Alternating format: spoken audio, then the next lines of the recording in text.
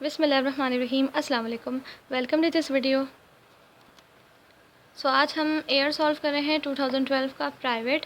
तो इसका देखिए हमारे पास चैप्टर 4 से पहले ही क्वेश्चन आ जाता है। तो हम ये सॉल्व करेंगे। लिखा हुआ है mean of the data of 25 value is 45.6। 25 values का मीन इतना है, ठीक है। उसके बाद हमें ए बी पार्ट कह रहे हैं।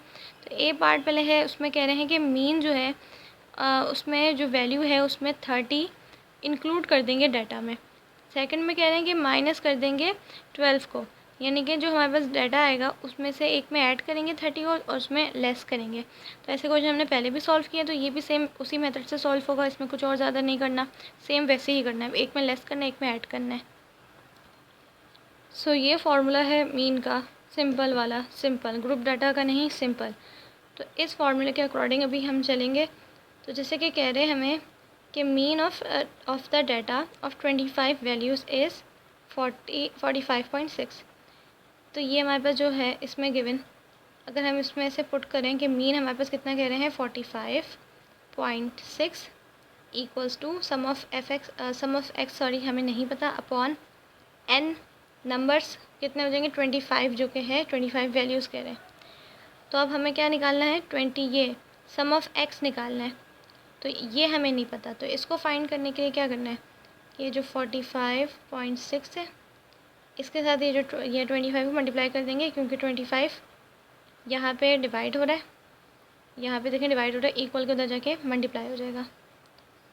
अब इन दोनों को मल्टीप्लाई कर दें तो इसका आंसर हमारे पास आ जाएगा 1140, 1140, राइट।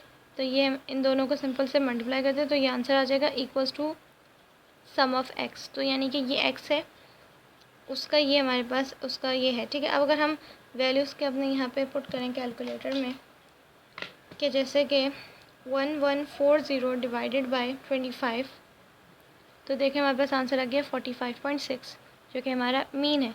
जो कि यहाँ पे मैंने पहले ये इन दोनों को पुट किया तो हमारे पास मीन आ गया। तो अब ये आंसर आ गया है इस तरह से। अब इसमें क्या करना है, हमने जो हमारे ए पार्ट में कह रहे हैं कि अगर एक वैल्यू को जो कि 30 है वैल्यू, उसको इंक्लूड कर दें डाटा में। डाटा क्या है, डाटा हमारे पास ये कहलाएगा, ठीक है। डाटा हमारे पास ये कहलाता है, क्योंकि ये डाटा है। एक्स क्या होता है, एक्स हमारे पास इस तरह से गिवन होते हैं, एक्स इतने सारे हमारे पास गिवन होते हैं और नंबर्स होते हैं, उन सबको ऐड करते थे हम इस मीन में, ठीक है। फिर उसका सम लेते थे, तो वो जो आता था वो डाटा होता है, ठीक है। तो ये डाटा है, तो ये हमारे पास ये डाटा, वो नंबर्स तो नहीं है पूरे, बट उसका सम तो है, सम है, तो ये भी हमारे पास डाटा ही कहलाएगा। तो इसमें इस तरह से पुट करना है कि हमारे पास ये सम ऑफ एक्स आ जाए ए पार्ट का। ये हमारे इसमें ये डाटा में पुट कर देंगे, हम इसमें ऐड कर देंगे, यानी कि 30 को, क्योंकि लिखा हुआ है इंक्लूडेड, 30 क्या हुआ, इंक्लूड हो गया डाटा में, तो प्लस कर देंगे सिंपल।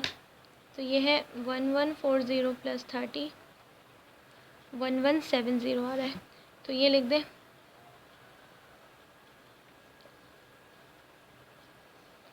अब ये है, अब जो फॉर्मूला हमें पता है,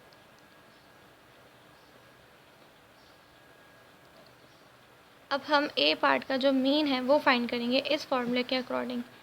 पता है ये हमारे पास जो है सारी चीज़ें, एन क्या हो जाएगा, एन हम मैं बता दूँ यहाँ पे, एन हमारे पास देखिए पहले कितना था 25 था, ठीक है। अब यहाँ पे कह रहे हैं ये 25 जब था जब हमारे पास डाटा इतना था, ठीक है। इस डाटा में जब हमने ये देखें 30 को ऐड किया, यानी कि एक और वैल्यू ऐड कर दी, तो ये हमारे पास एक बढ़ जाएगी वैल्यू, ठीक है। एक हमारे पास यहाँ भी ऐड कर दी जाएगी, जब हमने यहाँ ऊपर ऐड किया था तो यहाँ भी सेम ऐड करेंगे। तो ये बात ना याद रहेगी, हमें यहाँ पे ऐड किया है तो यहाँ भी हमने ऐड करना है। तो जैसे ये फार्मूले के अकॉर्डिंग अभी हम मीन फाइंड करने जा रहे हैं।